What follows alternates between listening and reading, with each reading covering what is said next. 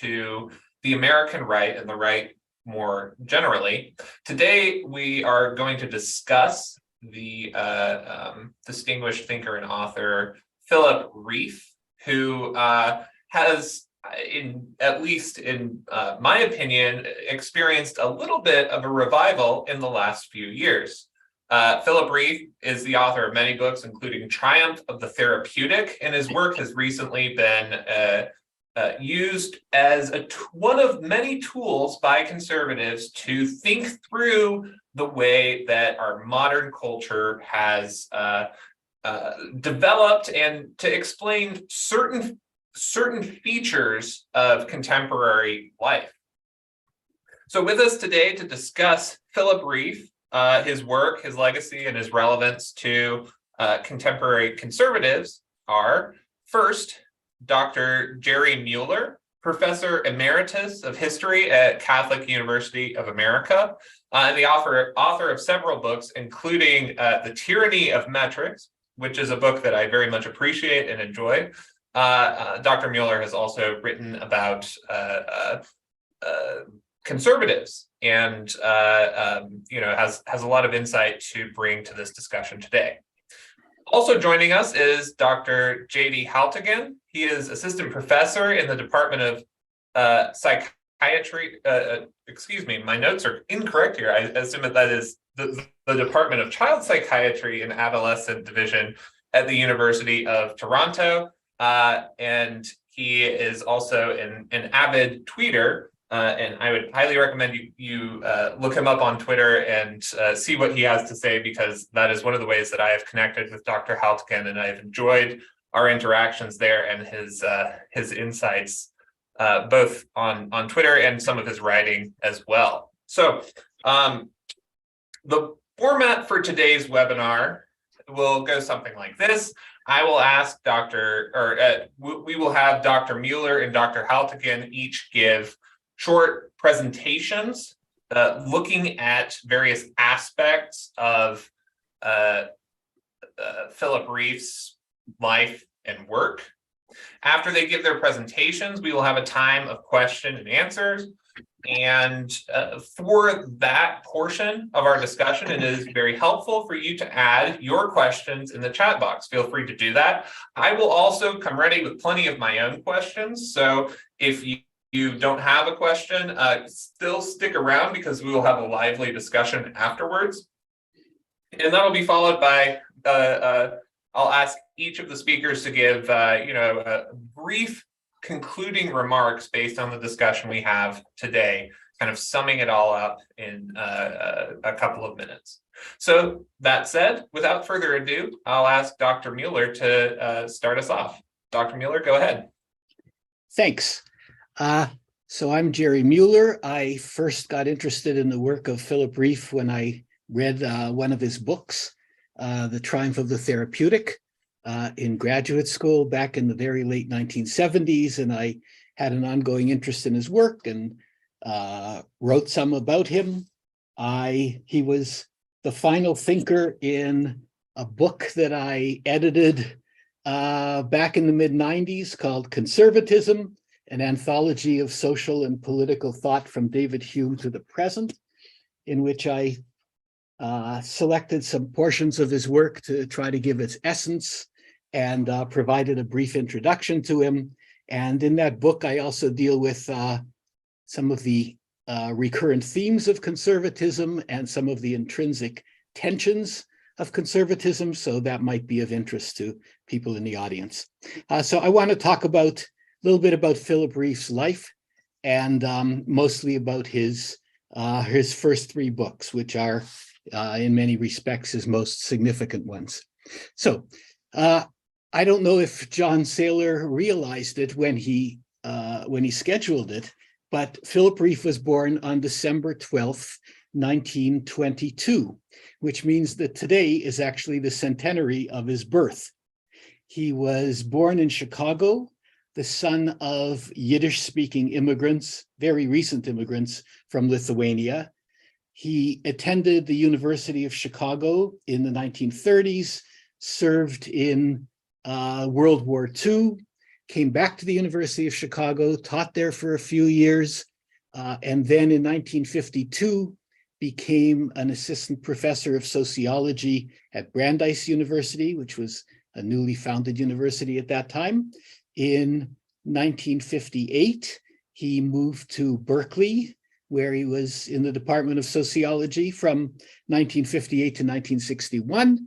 And then he moved to the University of Pennsylvania, where he spent most of his professional career, retiring in the 1990s. And he passed away in 2006. I won't say much about his personal life, but he was famously married for a while to Susan Sontag, who he met when he was a young instructor at the University of Chicago. He was 28. She was a precocious sophomore. She was 17. They met in one of his classes, and 10 days later, or several weeks later, 10 days later, he proposed, and several weeks later, they got married. They had an intellectually intense, but somewhat stormy marriage that influenced them both. They divorced in 1958. They had one son, David, who himself is a writer and actually now a cultural critic of some note. That's David Rieff. So Philip Rieff had the academic title of Professor of Sociology, but he's best characterized as a cultural analyst and a cultural critic. His influence, insofar as one can trace it, seems to have been most influential on what you might call the anti-liberationist left, in the work of people like Christopher Lasch, especially in Lasch's book, The Culture of Narcissism. It was also very influential on Habits of the Heart, a book by the sociologist Robert Bellah and his associates. And Rieff also influenced Alistair MacIntyre, especially in his book, After Virtue. So MacIntyre is one of these anti-liberal but not easily pigeonholed thinkers as well. Rieff published three major works in his life. The first was a book published in 1959 called Freud, The Mind of the Moralist. The second was a kind of successor called The Triumph of the Therapeutic, Uses of Faith After Freud. In 1973, he published a book called Fellow Teachers, which was an unusual and somewhat idiosyncratic book that was a response to a number of questions that had been put to him by fellow academics. And then in 1990, a selection of his writings, of his shorter writings, was edited by one of his students, Jonathan Imber, called The Feeling Intellect. And actually, I think those are among the most accessible of his writings. Posthumously, shortly after he died, a number of other works came out under his name. One was called Charisma, which he had written a good deal earlier, but came out after his death in 2006. And then 3 volumes of cultural criticism called Sacred Order, Social Order. Those books are more obscure and, to my mind, less important, and I won't deal with them here. Okay, so about the substance of his thought. So the predominant emphasis of modern liberalism, and even more so of left-wing radicalism, has been on the desirability of liberation. Liberation sometimes from the hold of the past, liberation sometimes from the hold of social mores. Rieff, by contrast, stressed the typically conservative theme of the necessity for restraint and constraint in human life. And while many sociological theories have regarded shared understandings of morality as key elements of social cohesion, Rieff did as well. But his focus was on what a culture forbids, what he called interdicts, which are often dismissed as taboos. According to Rieff, cultures are based on a shared vision of some ideal moral behavior, as well as behavior that's forbidden. And Rieff writes about this in this notion of shared culture in spatial terms. So what's most moral, what's most moral is highest. That which is absolutely forbidden is lowest. The highest moral demands Rieff refers to as his culture's God terms. And the things that are forbidden, that are absolutely forbidden, he calls its transgressive depths. And he notes that given man's moral frailty and fallibility, transgressions inevitably occur against what the moral order demands. And each culture has what he calls remissions that allow a person to live with having done what he or she ought not to have done. In other words, remissions make it possible for us to live up to, for us to take steps so that we can continue to try to live up to what's highest and avoid what's lowest. So we think of terms like tshuva, or repentance in the Jewish tradition, or penance in the Catholic tradition. These are examples of remissions. Now, Rieff assumes that people acquire their sense of purpose and their sense of meaning from the cultures in which they live, and that cultures that fail to provide a sense of meaning and purpose leave the people within them feeling empty or anxious. In successful high cultures of the past, he thought this sense of personal order and meaning was provided by directing human instincts towards communal purposes, towards the state, towards God, towards procreation. And by attaching the self to some larger set of goals, and by requiring that our asocial or evil urges be repressed or redirected towards some higher ultimate purpose, cultures then provide individuals with a sense of purpose and provide for collective cohesion. And he thought that when all was functioning well, the culture's God terms and its transgressive depths and its remissions were articulated in systematic form by intellectuals, whose main social role was to pass on those cultural creeds about, again, what was highest in the culture, what was lowest, and what was to be, and hence to be avoided. And so his theory is that through creeds and institutions, men and women are trained in the necessary limitation of their possibilities. And depth of character, he thought, occurs when cultural shelts and cultural shelt knots become so much of a part of us that we're disposed to fulfill them almost instinctively. And when that happens, we have character. That is to say, character is this sense of our reliability, of the continuity of our behavior, of knowing what's highest and knowing what we ought not to do. And he thought character then leads to consistent action, and therefore it's the basis of social trust, right? If we know that somebody has a reliable character, we can trust him or her. Rieff thought that the most important educational institution has traditionally been the family, where this cultural authority is first instilled. And the proper role and he thought of intellectuals as the people who ought to be most versed in the culture's creeds, that is, in its sense of what's highest, what's lowest, what are remissions, and why.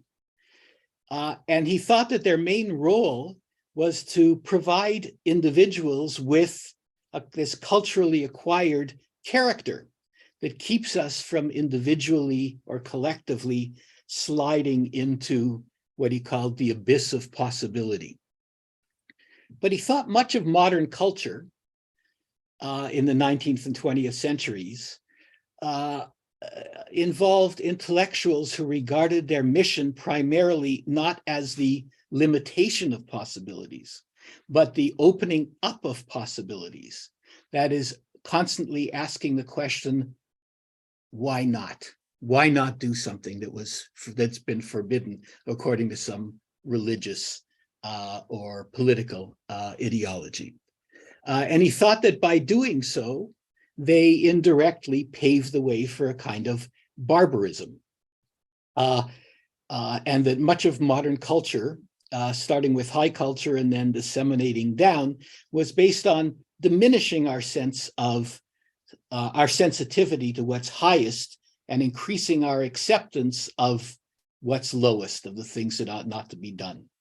And so the ironic message that pervades Philip Rieff's work is that modern culture has become not higher culture, but lower, and that much of higher education has a kind of lowering effect, and that the spread of these characteristic assumptions of modern culture, why not do this, actually leads to a kind of barbarism.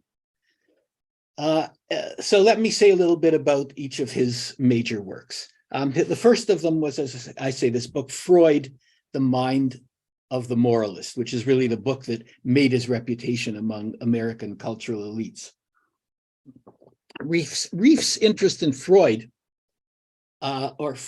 he interpreted Freud as a kind of catalyst of a new cultural sensibility that Rieff saw as increasingly dominant among American educated people. He called Freud the first outpatient of the hospital culture in which we lived, or what he later called the culture of the therapeutic.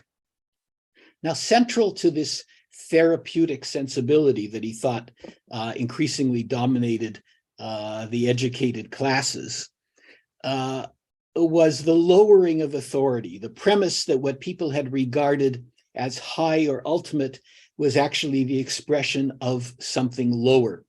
So he showed that Freud interpreted much of culture and human motivation in ways that were essentially reductive.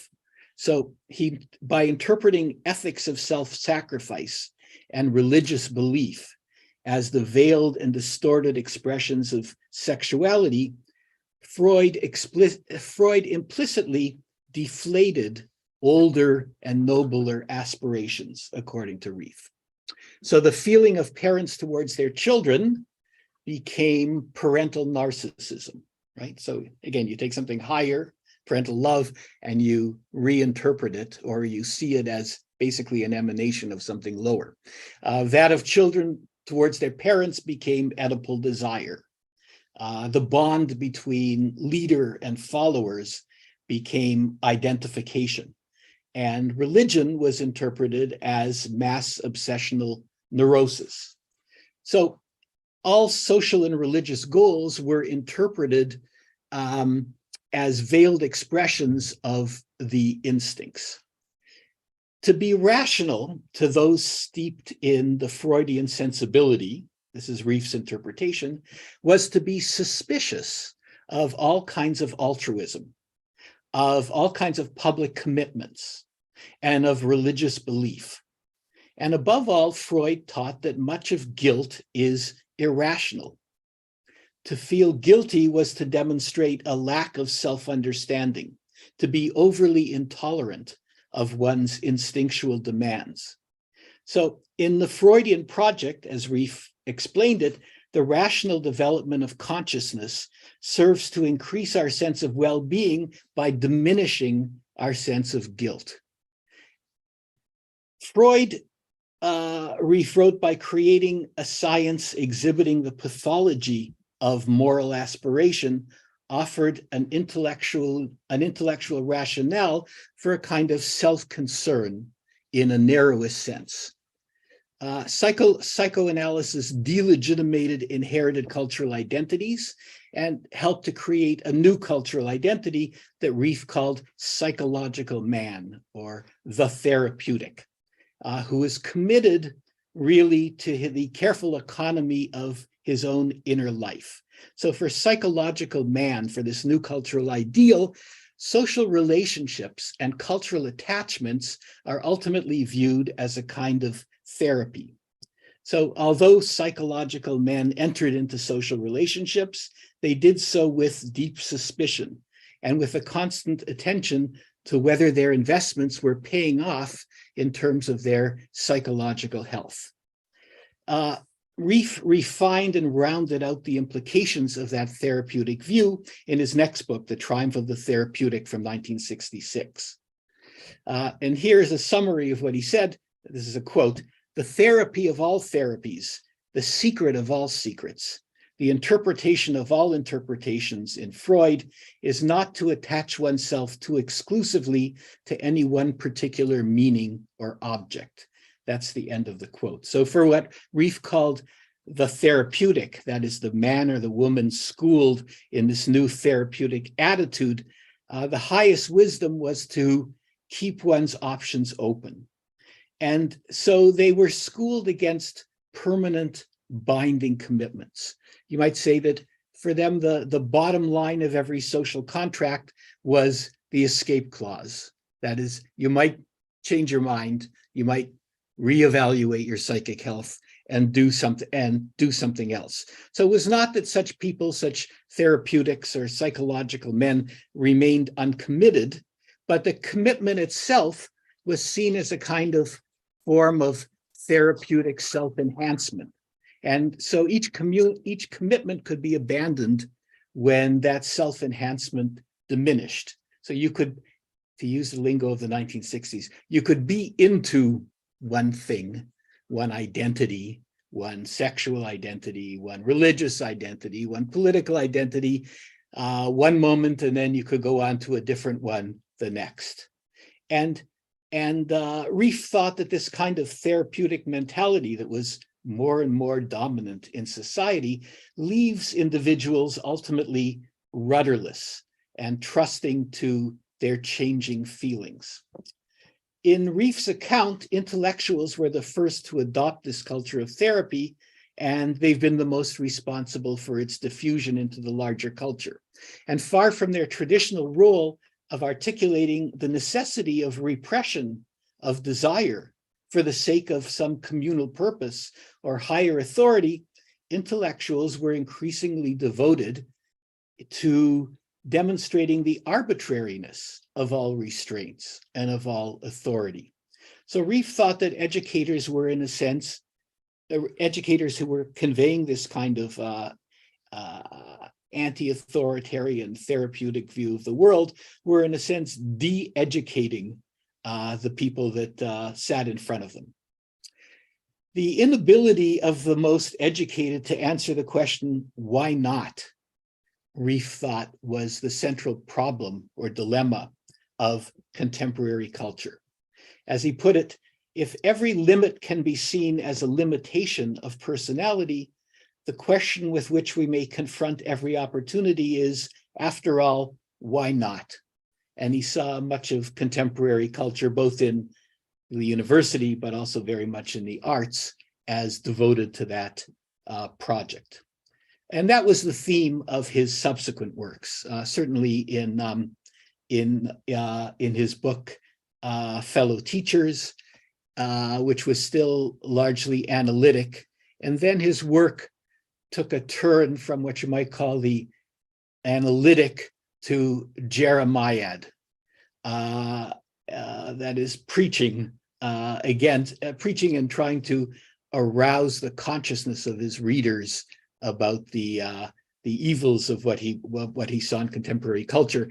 In his later work, he used the term Kulturkampf, that is cultural struggle, to characterize the conflict between those who maintain that thou shalt nots, moral interdicts, have some objective and perhaps divine foundation, and those who seek to undermine that assumption.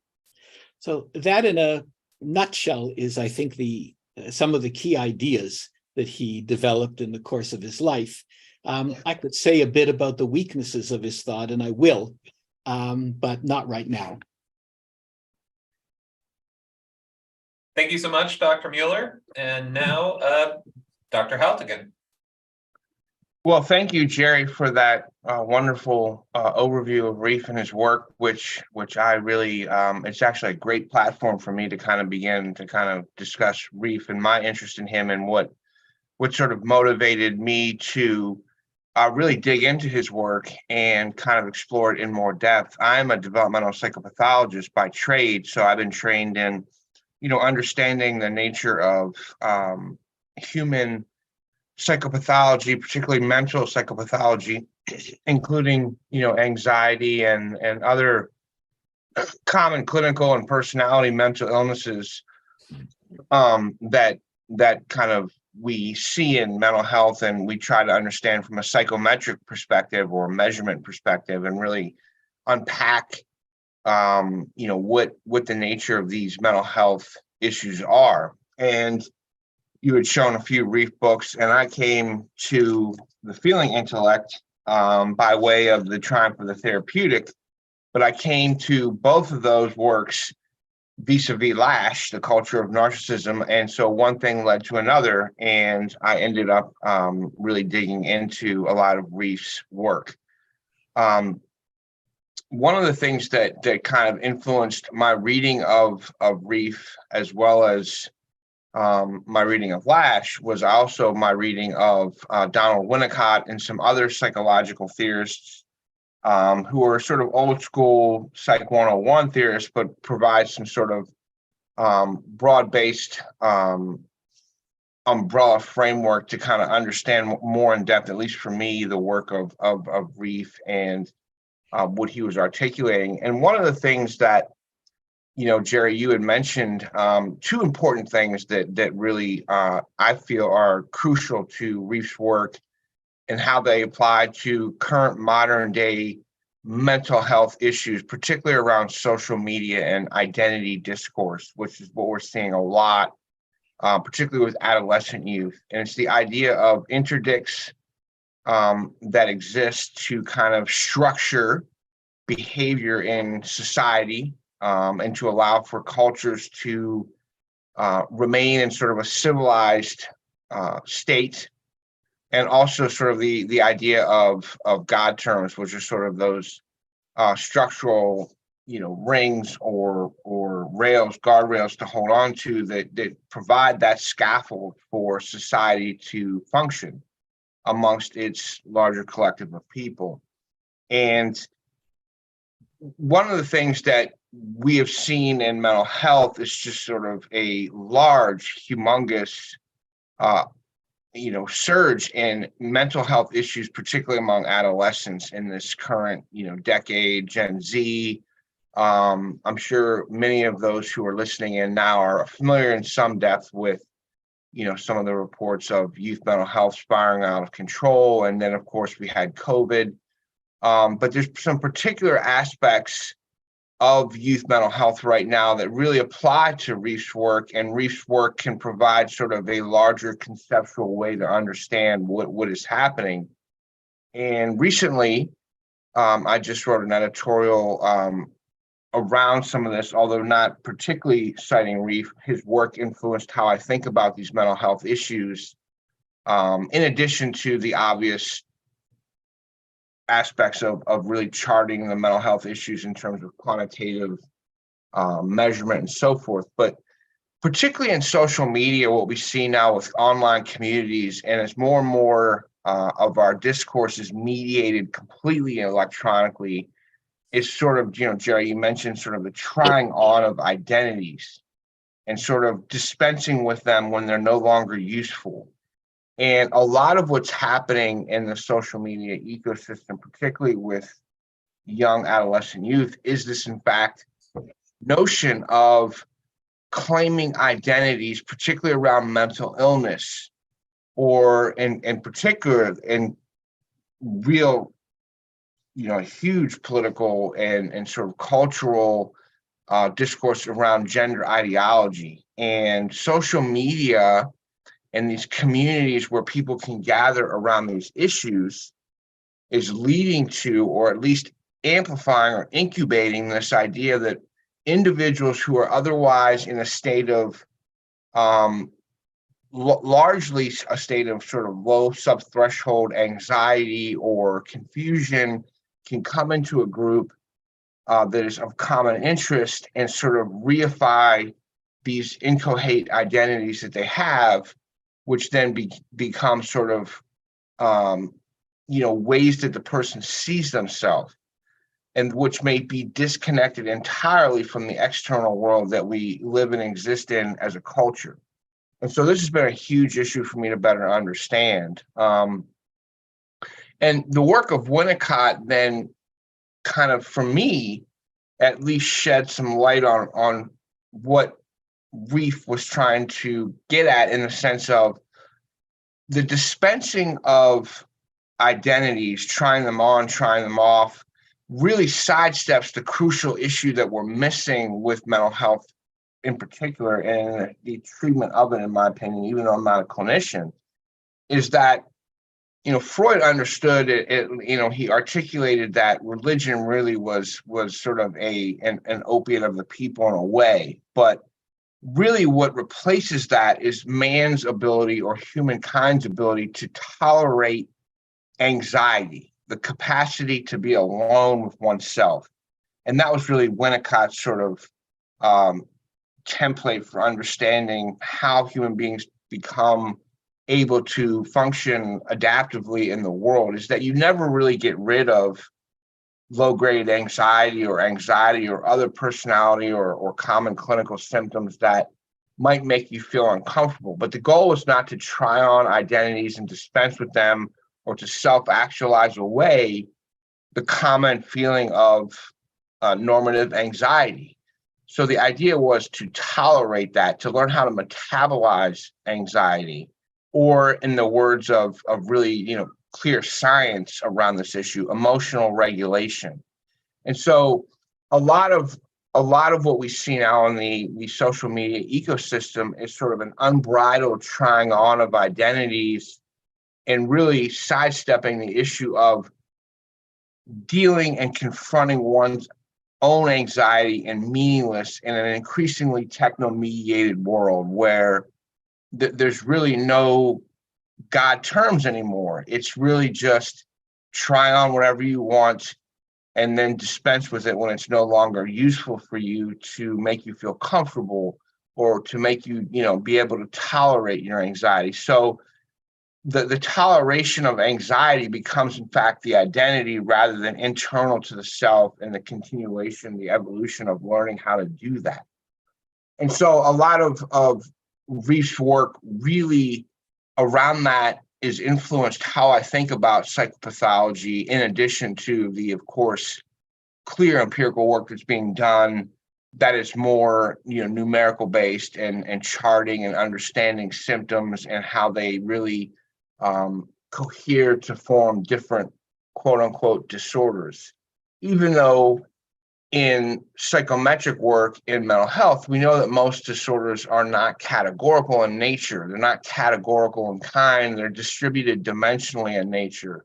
So we all have a little bit of these symptoms occasionally, but what really manifests as disorder is when they reach a certain threshold and one becomes quote unquote depressed or anxious, or comorbidity of all of those.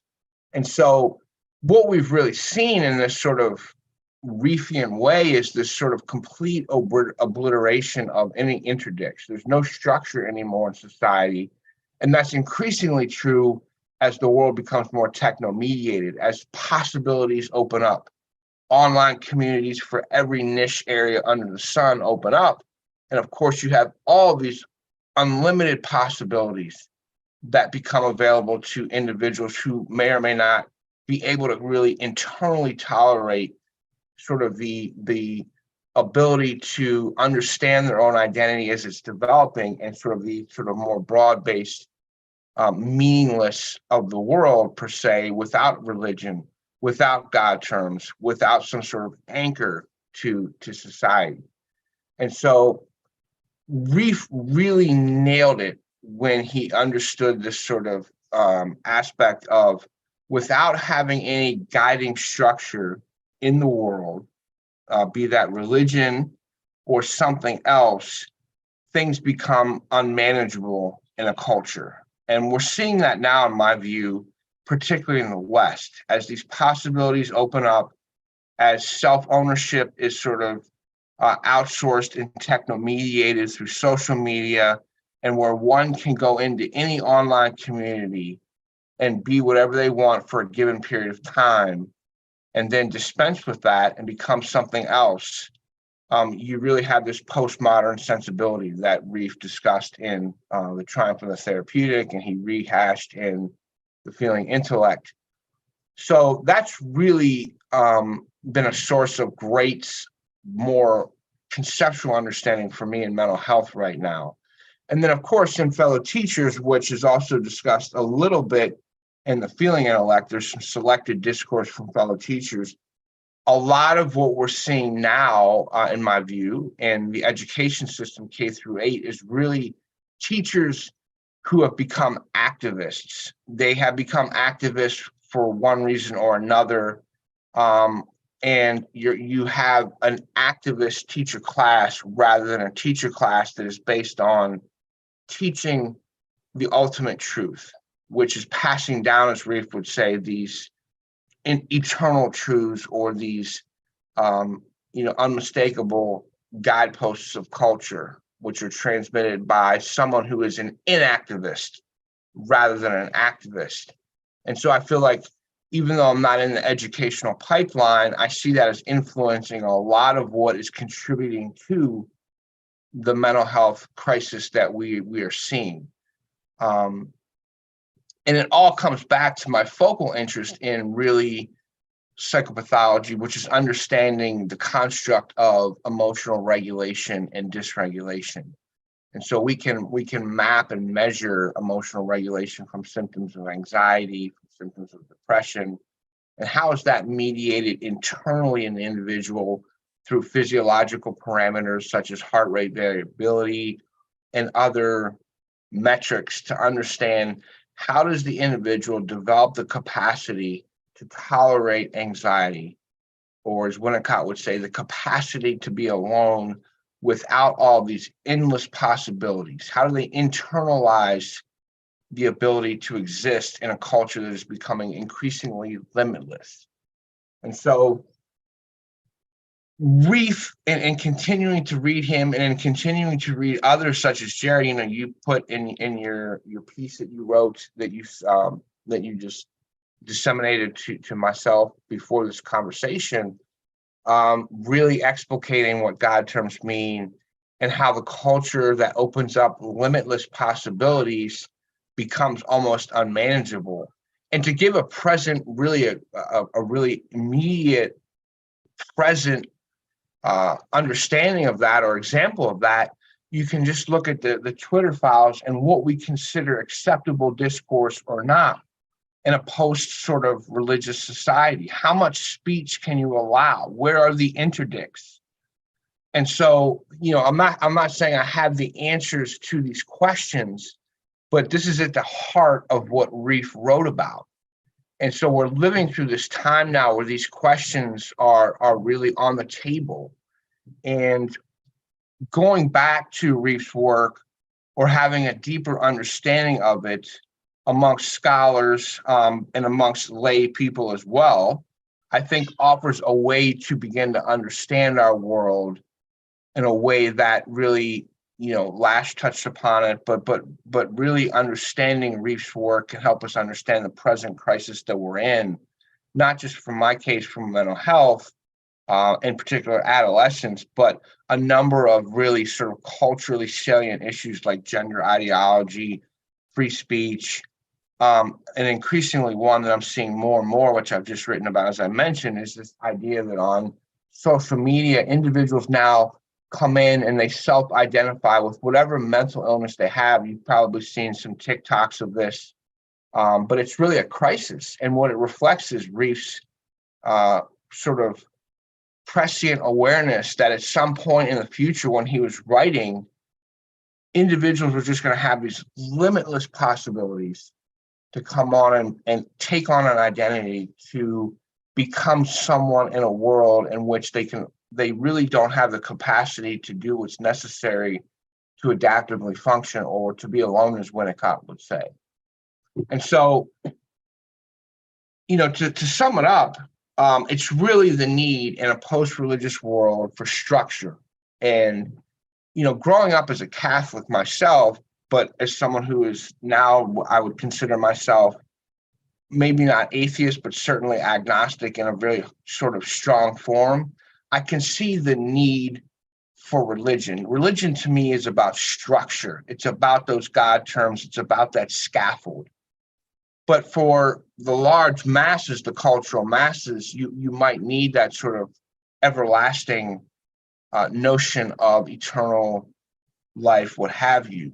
But from a really sort of mechanical, Freudian way of looking at things, or a mechanical sort of way of seeing the world, it's really about structure. Human beings need structure. And without structure, you end up with an inability to really emotionally regulate and to understand yourself in sort of a world that is increasingly limitless. And so I'll kind of end there and turn it back over to John and Jerry.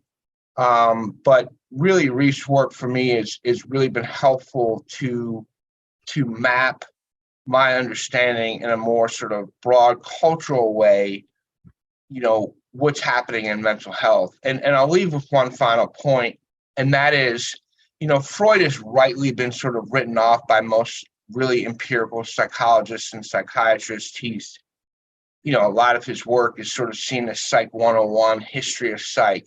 But what Rieff really did that was sort of, to me, quite insightful is he reframed Freud as a cultural psychologist in a way. And that's the proper way to see Freud, in my opinion, rather than a sort of a psychologist who really is sort of contributing to individual development or understanding. Freud really kind of encapsulated what's happening at a more culturally salient level. And that's kind of the context in which I think Freud is most understandable and which his work is most useful and insightful. Thank you so much, JD. And again, thank you to both speakers. I think this sets us up for a really interesting conversation. I have a lot of questions. I see there are a couple in the chat already. I would love to both get into some of the details of Rieff's work, and then I really like that what we have here is first kind of an overview of what Rieff thought, and then some points of application, especially that we got from you, JD, in your more applied work. So I think that there are a couple of questions that I'd like to ask before we get into audience questions. And so the first would be a question for you, Jerry. You talk about how Freud deflated these older and nobler aspirations. There is a clear narrative of cultural change that we get out of Rieff that maybe even is one of the key and most important themes of his work, at least as I'm getting from these presentations. So I'm wondering what Rieff's account is of how this actually came about. Of course, Freud articulated something that was then taken up by the educated people of his time and the educated people of the 20th century. So is his account something like this, where the educated people of a particular time took hold of these ideas, they were compelled by them, and it just kind of was disseminated out? Or is there something more of a structural engine to how cultures changed? Or, maybe something else. I'll let you answer the question. Right. So I think a full answer would require a kind of structural account that would take into account two things, one of which Rieff does mention from time to time, but doesn't focus on. And one is the market, the spread of the market. And the market is characterized, as Schumpeter said, and Rieff picked up on this term, by creative destruction. That is to say, by the creation and inculcation of new wants and desires. and also the utilization of nuance and desires for commercial purposes, right? That was something that Rieff noted from time to time, but it doesn't say that much about. A second factor is, and this is something that someone who I think is a more convincing conservative theorist has written about, that's Peter Berger, is the unavoidability of plurality or pluralism in a modern liberal society that is, after all, based on the idea that people who have differing ultimate commitments can live together and interact with one another in social peace. And as Berger pointed out, that inevitably means that, or almost inevitably means, that we meet people from other communities with different ultimate goals, with different conceptions of the divine, or perhaps no conceptions of the divine. And we see that actually their lives are pretty good. And it leads to what Berger calls cognitive contamination. That is to say, we get outside of our given framework because we're exposed to other frameworks in a pluralistic society. And that's an important factor in all this that Rieff doesn't actually deal with. There's a point that JD made at the end that calls our attention to some of the weaknesses of Rieff, and that is he points to the desirability in some ways of religion and religious communities and religiously constituted senses of what's highest and what's lowest, and to God terms. But then the question is, what does God mean? Who's God? Is it the God of Sinai? Is it the God who had a son who died for our sins? Is it a God who revealed himself to Joseph Smith in upstate New York? Which God exactly is this? And that's a question that Rieff sidesteps. In other words, like so many other social theorists, but with greater pathos, you might say, he refers to the social and psychological functions of religion and suggests that religion is true, but doesn't really tell us why we should believe it's true and which religion is true and in what sense is it true. He also has very little to say about political structures. And of course, political structures do help to promote pluralism and this sense of multiple possibilities and so on. So those are some of the limits of his thought, although I think as JD says, he provides a kind of deeper explanation, or at least description, of the source of this anxiety and sense of either lostness or lack of ongoing reliable character that has become ever more widespread, you might say. I'll stop there.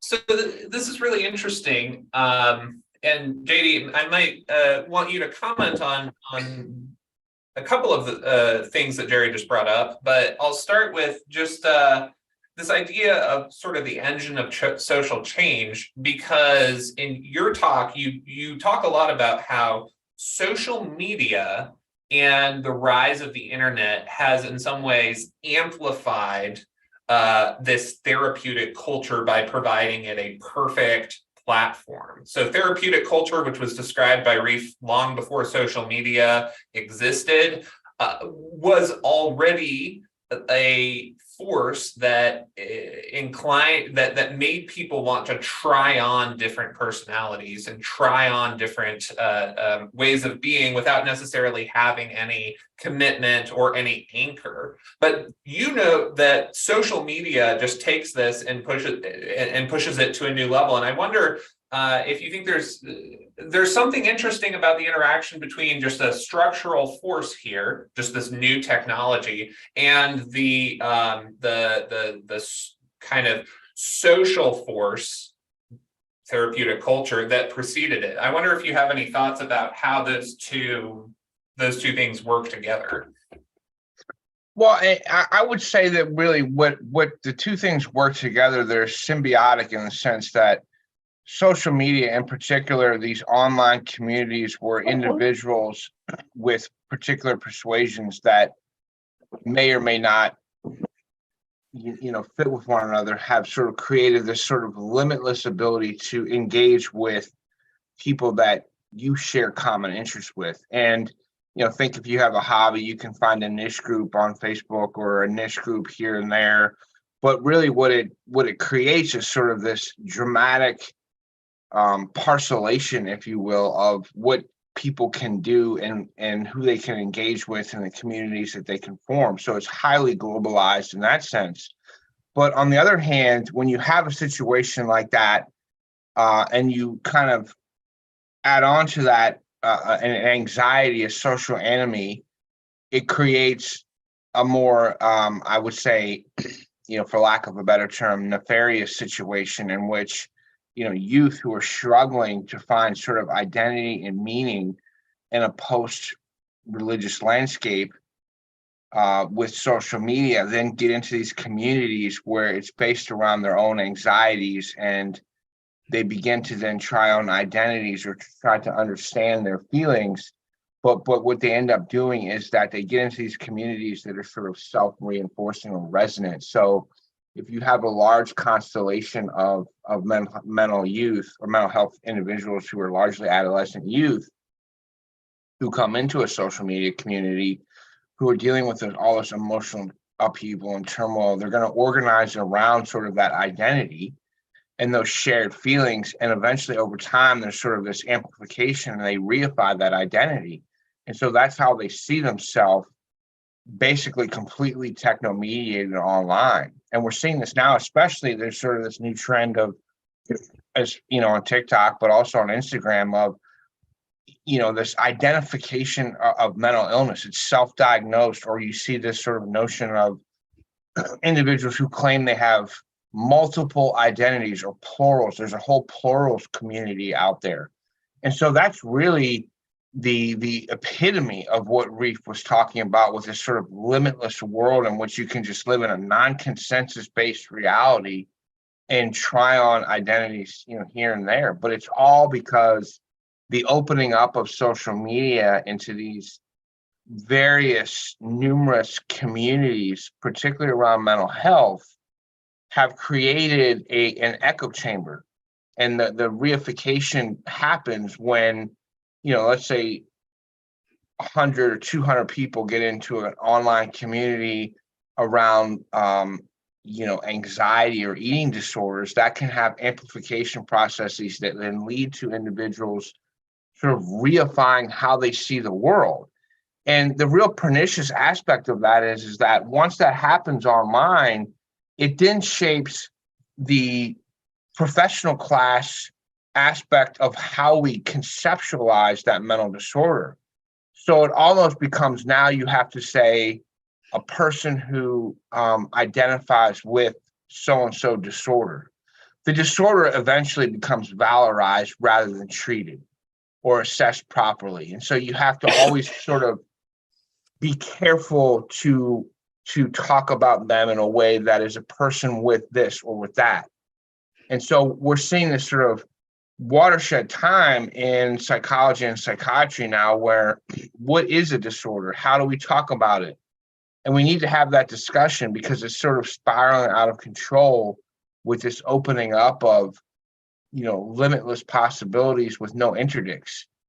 And so I think that to return back to your question in more of a circuitous way is that, you had this therapeutic world that Rieff saw happening or coming forth, but this was all before social media ended up, opening up. And so I often wonder, if Rieff were alive today, and even Lash for that matter, what would they say about social media? I mean, it's just, their work is so prescient to me that it's just remarkable. And I do. If I could just return Sure. to something you said, John, and then take off from something that JD said.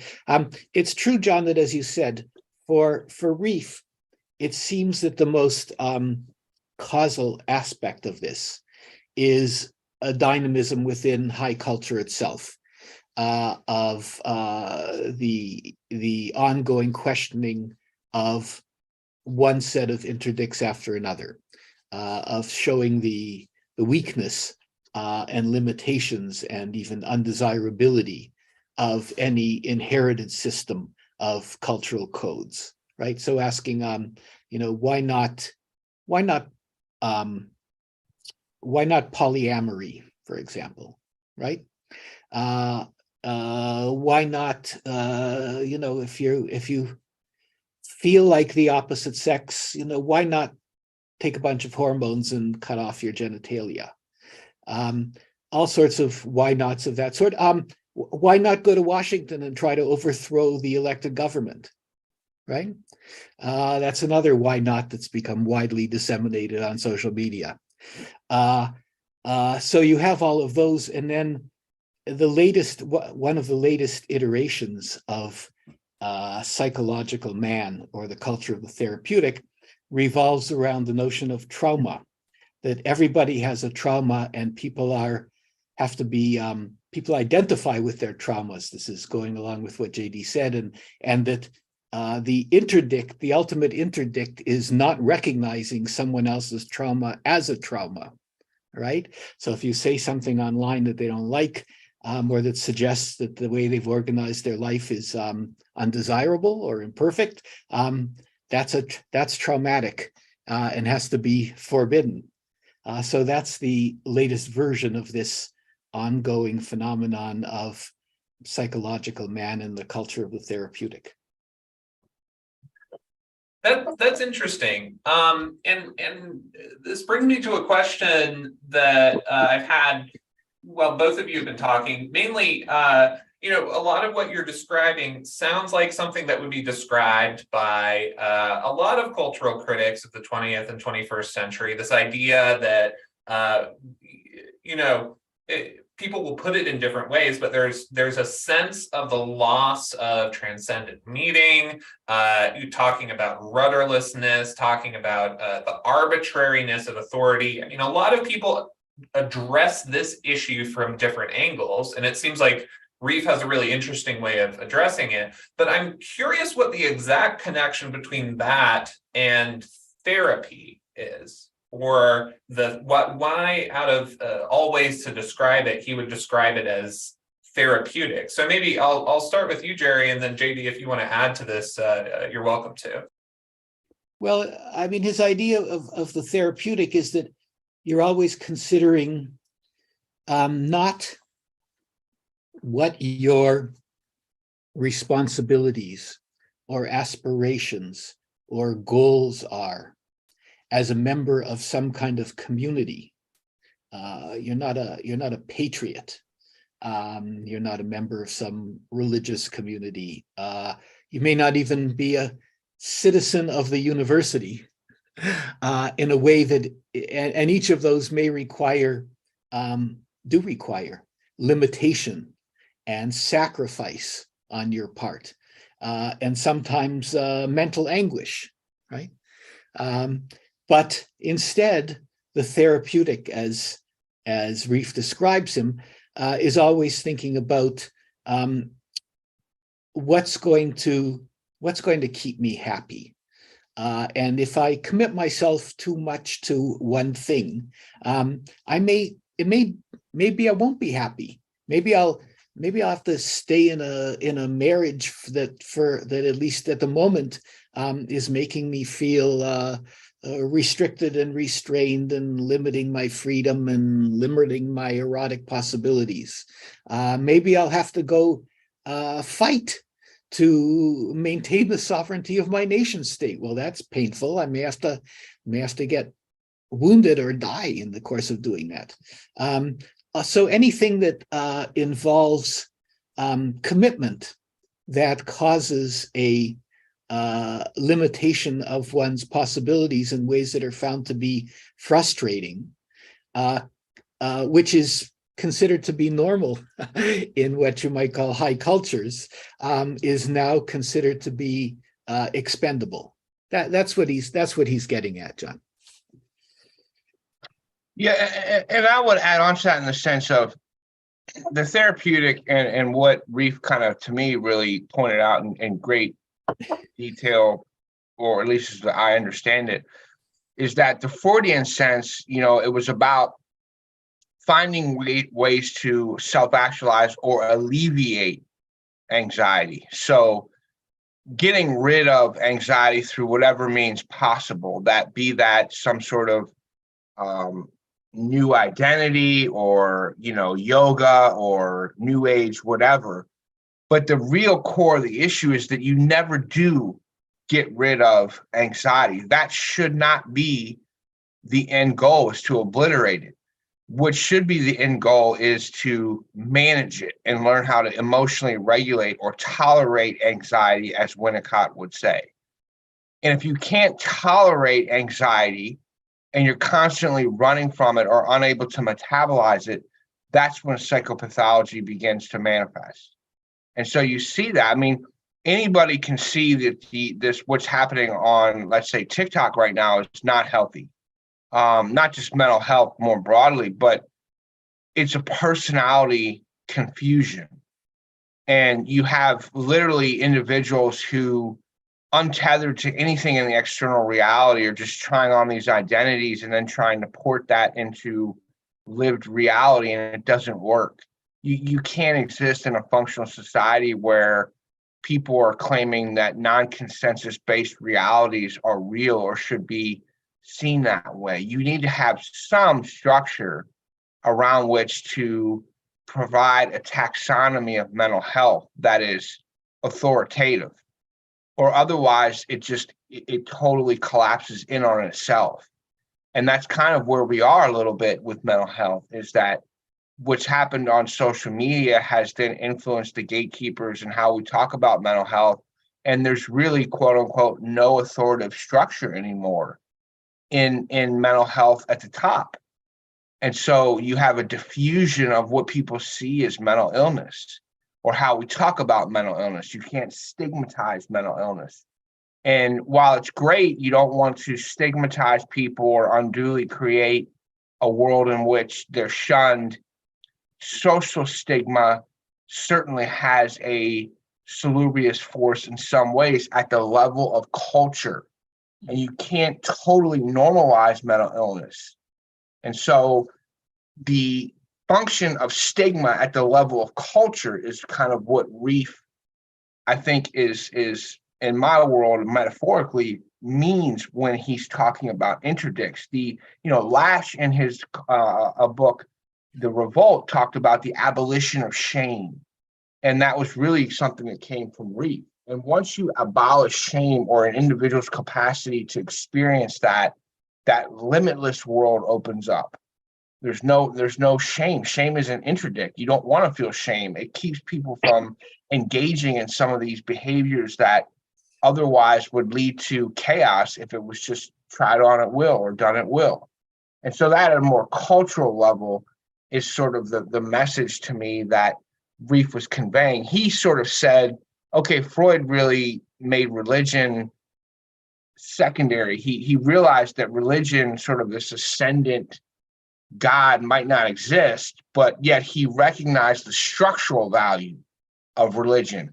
And that's going to be a hard message to sell to the masses, because obviously religion, at a deeper level, is about eternal life and about faith and about meaning. But at a real more practical level for societal functioning, it's about structure. And without structure, there's chaos. So let me add one last thing. I think what I didn't underline enough was the way in which, in Rieff's first book, Freud, the Mind of the Moralist, he provided an interpretation of Freud as a thinker who was, in many respects, a conservative thinker, at a time when Freud was often interpreted as being a kind of sexual or erotic liberationist. and where there were people like Herbert Marcuse, who was a friend of Rieff's in the 1950s, who thought that we needed less repression and so on. Rieff, by careful analysis of Freud's texts, showed that Freud was, in many ways, an advocate of a certain amount of the necessity of repression. And Freud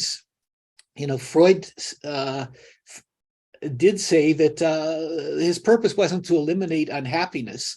It was to teach us to live with unhappiness, and the unhappiness that inevitably came from living in culture and civilization. And so in many ways, the purpose of Freudian therapy is not for you to accept everything that you are.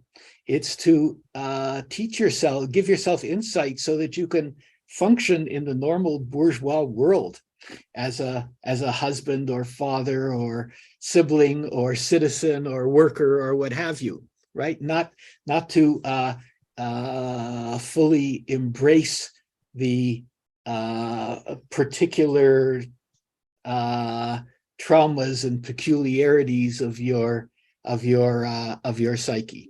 And then Rieff saw then that this was spinning further and further out of control in the direction that JD has been talking about. Yeah, and I'm interested in that kind of end result. JD, talk about how this therapeutic mindset creates an opportunity for dramatic emotional dysregulation, the inability to tolerate anxiety. So can you give a little bit of like a before and after, an example of what it would look like before and an example of what it looks like now? Because what I'm getting from you is that when there is a sense of legitimate authority and when there are firm interdicts, there's a capacity for emotional regulation that doesn't actually exist today. And I'm also interested in it sounds like you bring up these examples which Rieff's work explains so well, the kind of extreme examples of people unable to emotionally regulate, and so they go online and talk about how everything ought to be, we need to have trauma-informed education, trauma-informed, not that there's nothing to the idea of trauma. I don't have the authority to say anything on the merits of that, but at the very least, what you're talking about, you bring up some kind of dramatic examples. What about just in everyday life? If you don't have a sense of interdict, if you don't have a sense of authority, how does that make it harder to emotionally regulate? And how is it the case that when you have these structures, this sense of moral authority and meaning, that it is easier to do so? Well, it's to actually provide sort of a more clear-cut example of that answer to that question, which is not, I'm not going to give one that's precisely what you're maybe getting at, but Winnicott had a quote that I found highly relevant here, and that is, he said, this is Winnicott, who is the famous British psychoanalyst, pediatrician, sort of a downstream of Freud, maybe precursor to Bowlby, so sort of still in that mold of psychoanalytic thought, but much more cogent and reality-based thinking in a way. He said, quote, "Unreliability in the teacher makes almost any child disintegrate." And when you think about that and you think about a classroom environment and let's say young, grade school kids, if the teacher is not reliably present or reliably behaving in a way that structures that classroom, and you can think back to your own experiences in class, it will spiral out of control. And then if you sort of extend that into, let's say, a more precarious environment, let's say in inner city Chicago, where there's a teacher who is highly reliable in an environment that is highly chaotic, if that teacher to those students becomes highly unreliable, those children could disintegrate in a metaphorical way very easily.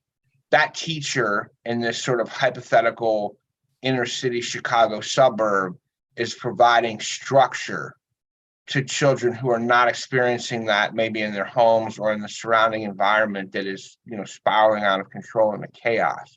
And I just chose Chicago for its salience in the news, whatever. It could be any city, but unreliability, or you could take, even a city that's not necessarily troubled by crime. Let's just say that, children who are coming from various home backgrounds, even if they're high class, might not have that emotional support.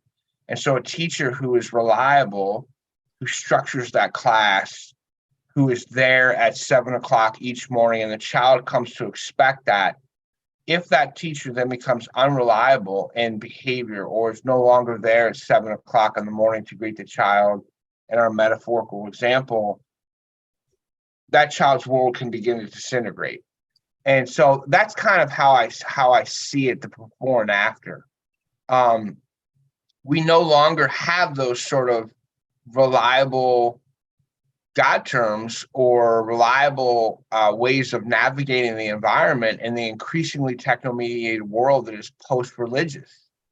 And many thinkers in political thought have talked about, what are we going to do in a sort of neoliberal post-religious framework? We need religion, but yet at the same time, with increasing knowledge exchange and people who are exposed to different religions, it gets back to Jerry's point about which one is the correct one. And that sort of, to me, amplifies and highlights the idea that it's not really about, which God is the best God. And this is something that maybe, I think Sam Harris misses the point about religion too. It's not about, one God versus another. It's about the structure that religion provides and really cloaks the evolutionary world with. And that's a hard sell. The question for me is really, how do you get around to communicating to people at scale the structural element of religion, divorced from sort of any everlasting life or, paradise beyond? Life is essentially, in a Freudian way, meaningless. You have to just be in it and tolerate that. But that's a tough sell for the masses. And so, that's kind of where the Rieff therapeutic and thinking about all this leaves me. So what's the answer in a post-religious landscape? That brings us to maybe an appropriate point for one of the audience questions.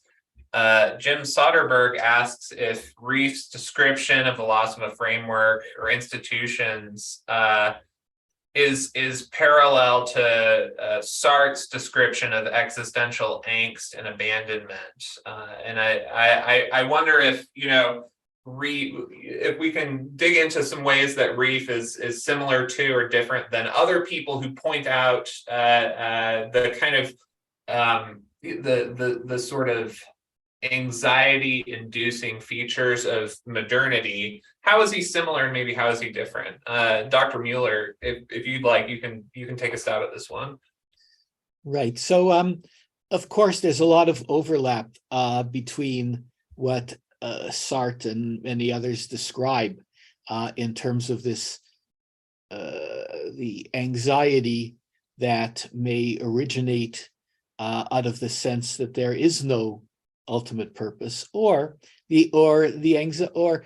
a lot of people get their sense of purpose from the particular commitments and attachments and the communities that they have, and that they retain their commitment to.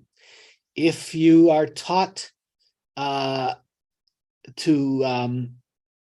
abandon those commitments because it's not good for your psyche at the moment, or because it makes you feel guilty. I mean, this is one of Rieff's key points, is that guilt is a good thing, right? Guilt is what helps keep us in line. It's the internal pain that comes from our recognition that we're violating moral rules that we actually ought to be maintaining. So if you're taught that guilt is bad, and that all communities are temporary and all standards are arbitrary, then yes, it does lead to that sense of existential angst, which is certainly related to the state that psychologists describe as anxiety. I mean, the irony is it's one of Sartre's points that the way to get beyond this existential angst is actually to commit yourself to something and stay with it. Now, he committed himself to some things that were pretty dubious, but that was his solution. Yeah, and many others have described it in these terms. As I say, Peter Berger, who's a social thinker I admire a lot, also noted the overlap between what he was describing and the psychic state described by Sartre and other existentialists. We could also turn to the other question if you want. Yeah, I would love to do that. From Gregory Bloomquist, who asks, can either of the presenters tell us more about what Rieff meant when he described his life among the death works? Is this just Jeremiad, pejoratively speaking, or is this a cri de coeur from the real Rieff? Well, I think this is a distinction without a difference. That is to say, since Rieff thought that so much of modern high culture in the arts and modern academic culture in the humanities and social sciences was one of a culture of calling our limits into question and deflating every sense of higher authority. And since he thought that to really live was to be part of a common shared culture, or a common subculture, let's say, to which one was committed, that a high culture and an academic culture that was devoted to liberating individuals from their commitments was liberating them into a kind of cultural death. And that's why he called this final set of observations that he wrote, My Life Among the Death Works. They're a set of intense examinations of particular works of literature and art and music and social theory, all with an eye towards what Rieff sees as the negative effects of this attempt to call every limit and moral rule into question. So yes, it is a cri de coeur, and it is a Jeremiad. I mean, a Jeremiad is meant to call the listener to a recognition of the sorry state that he is in order to open him up to some better, higher possibility. So I don't use the term Jeremiad necessarily in a pejorative sense. It is Jeremiad in that quasi-religious sense. I think one add-on to that point that Jerry makes is that in answering that question, there's a chapter in The Feeling and Intellect, chapter 41, The Impossible Culture of Wilde as a Modern Prophet, and he's talking about Oscar Wilde in that chapter, and how Oscar Wilde was sort of the artist who could try on any identity at will, or any sort of way of being, and he saw himself as sort of celebrated in any way. And I'm just looking here at the clips that I have, and sort of, so in a way, I would agree with Jerry. It's not such a cri de coeur in the sense of a Jerry-made, but rather calling attention to the pernicious ways in which this sort of unbridled trying on of identities with no binding attachments in any way to a shared community or fabric can wreak havoc on culture and degrade it. There has to be a shared sense of culture, and that shared sense comes through its interdicts, rather than its appeals to identities or showmanship or celebrity, or, in a way, narcissism. And that's kind of a theme that Lasch later picked up on. It's this sort of celebrity status that everybody wants to be a certain identity, and there's no sort of shared restraint underneath that. All right, before I ask for kind of the closing statements, just maybe thoughts to sum it all up from both of you, I want to ask, we've done webinars now on a lot of the people that have been brought up in this webinar today. We did a webinar on Christopher Lasch. We did a webinar recently on Alistair McIntyre, and a lot of these figures who provide really interesting and effective characterizations of our present moment are sometimes very grim, because it seems like they're telling us that our culture is in a very bad place, and there's not really necessarily a great way to get out of that. So I don't know if Lasch provides much of a roadmap for what to do. It doesn't seem like that's necessarily his goal, but I wonder if he provides any indications of how things could get better, how things could improve, given that we live in a culture where to some extent the interdicts are gone and maybe we can't get them back, but we still would probably prefer not to live in a world that is characterized by the crushing, in some cases, anxiety that's caused by a lack of interdict and a lack of anchors. So long-winded question, but I'm curious of your thoughts. So JD, I'll go ahead and start with you, and then Dr. Muller, I'd love to hear your thoughts as well. Well, I agree. I think especially Lasch, it's more of a chronicling of the problem without a real answers to what is the key to solving it. I mean, they sort of, by chronicling the problem, they give you an implicit way of solving it. But in the case of Rieff, in Fellow Teachers and also in The Feeling Intellect, he outlines precisely how the academy should go about doing this. And another really highly influential chapter for me to read in The Feeling Intellect, and again, I'm just referencing my notes here. He provides a sort of step-by-step a way to correct the academy, to move it away from, and even this was crazy, he was writing this at a time when the academy, the problems now we're seeing are just incredibly enormous with the DEI and everything else. But in chapter 37 of The Feeling Intellect, he provides the function of the social sciences and humanities in a science curriculum. And he goes through that and he establishes what's needed to really convey those sort of cultural templates down in any society that is healthy. And I mean, I won't go into all of this, but he goes into really, quote unquote, the need, and I actually just tweeted this, the need for teachers to be inactivists, no ideological commitments, just convey the truth, convey the ultimate authorities that have been handed down to us through Enlightenment science across the ages. And so, if there's one person that came closest to really providing an answer to go about this, I would say it's that chapter 37.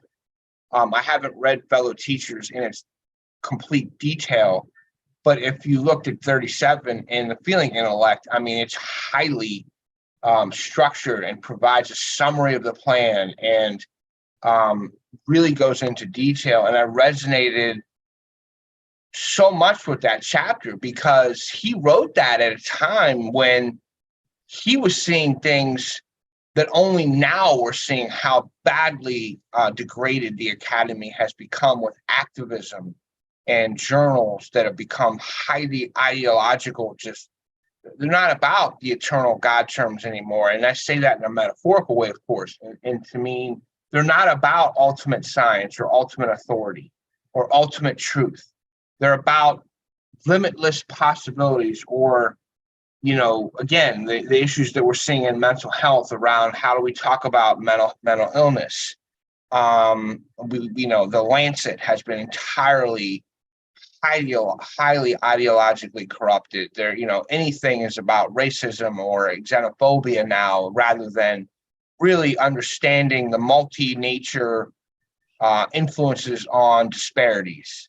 So that's how I would answer that question. I think Rieff came closest. He knew we needed to really improve the academies as conveyors of ultimate authority, and really at a more broader level. And this is something that a lot of people in this sort of new world are going to be uncomfortable with. Well, we need to have hierarchical authority, and that is just an inalterable fact of human life. And that means there will be authority, and you can't get around that. Jerry. Yeah. So I think what JD has just said illustrates some of the problems of Rieff. And that is, it's the nature of the academy in a liberal society, that there is no single source of authority. There is no single consensus about truth or the ultimate sources of truth. You can have that within a seminary, or perhaps a religiously oriented university, or perhaps a party school, but you can't have it in a real academic setting in a liberal society. Now, what you can have is a setting in which political activism is not permitted.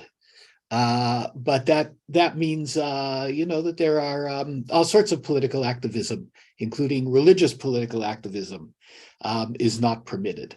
So that's not the solution.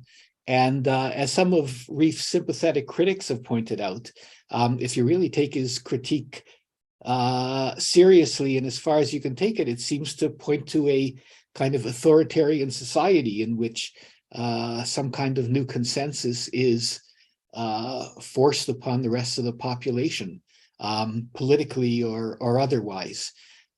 So I think Rieff is very valuable as a kind of warning of what it means to live in a culture and to expose your children purely to a culture that is constantly calling interdicts and limits into question, as opposed to living in a culture in which some conceptions of right and wrong and higher and lower and the legitimation of guilt are conveyed in the family, in whatever other community one belongs to.